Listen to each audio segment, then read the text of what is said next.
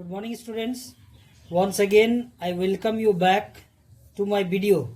This video is for standard 4 chapter 10 solids, liquids and gases. Chapter 10 solids, liquids and gases. So first we will discuss what is matter. First, before going on to solid, liquid and gases, we will discuss what is matter. So matter is anything that has mass and occupies space. So what is matter? Matter is anything that occupies space and has mass. Now these matters, whatever it might be the book that is made up of, it might be pencil, it might be table, chair, whatever matter it is, it has occupied space and has mass. And this matter is made up of very small particles. These matters are made up of very small particles.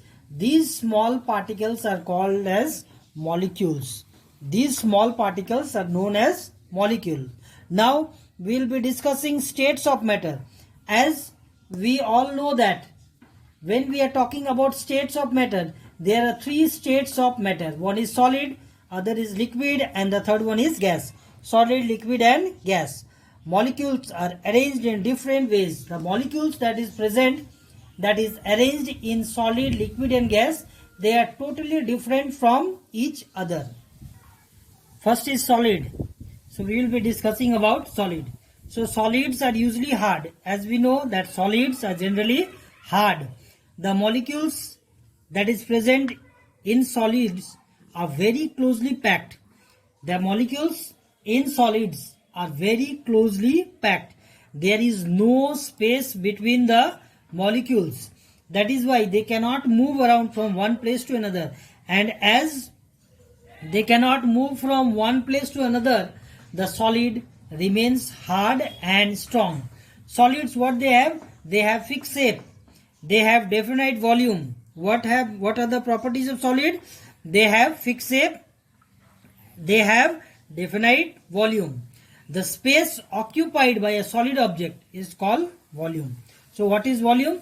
The space that has been occupied by a solid object is called a volume. Is called its volume. Now examples are chair, stone, table, brick, books, ice. These are all example of solid because they are very hard.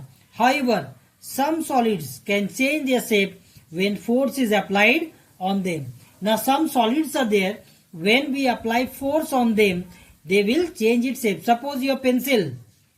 Now if you take your pencil in your hand and use your force, what will happen to the pencil?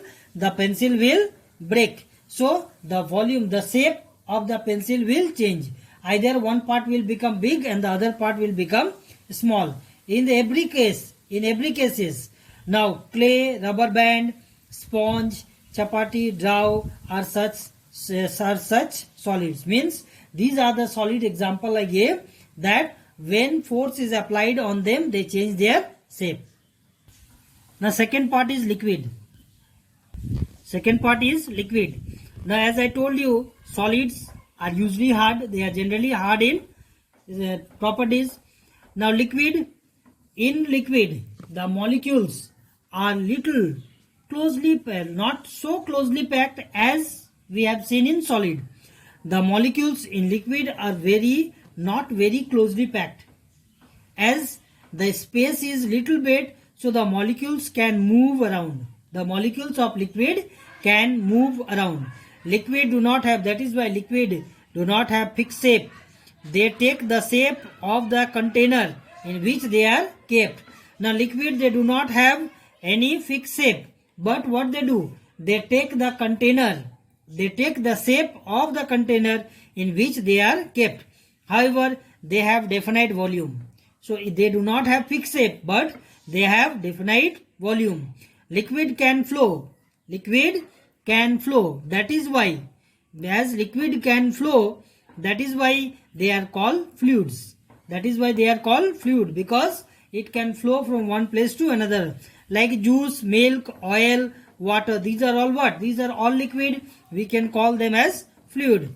Liquid can you bend a beaker of water? Can you bend a beaker or beaker water? No, because liquid cannot be bent or broken. Because liquid cannot be bent or broken, because the molecule that is present in liquid is not very closely packed as compared to solid. Third one is gases. As I told you, solid and liquid. The third part is the gas. As I told you about solid and liquid, in solid what I told, the molecules are very closely packed.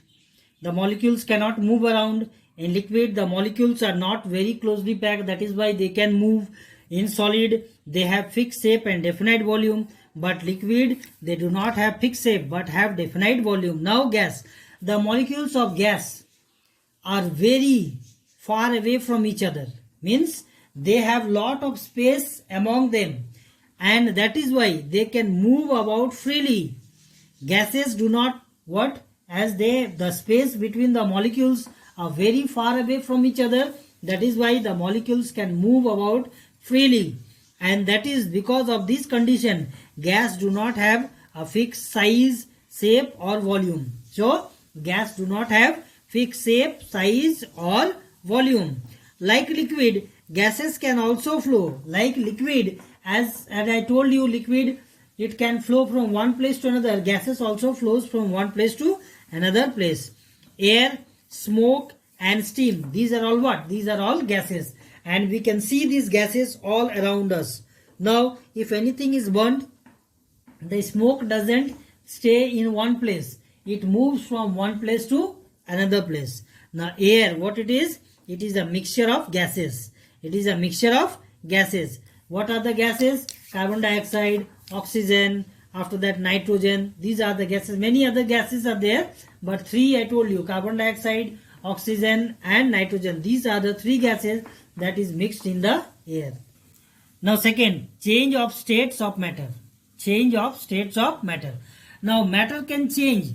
This matter I told you earlier, they can change from one state to another state, either by heating or cooling. Either by heating or cooling. These states of matter are interchangeable. These states of matter are interchangeable. They can be reversed. Interchangeable means they can be reversed. First is freezing. What is freezing? The process by which liquid changes into solid. What is freezing? The process by which a liquid changes into solid is called freezing. Okay. Now, what I told freezing? The process by which a liquid changes into solid when the temperature of that liquid decreases. It is called freezing. Example. Now, if you take water in a bowl and put it in the deep freezer, what will happen to the water? This liquid will change into ice. So, what we have done? We have lowered the temperature of the water, and that is why it is converted into ice.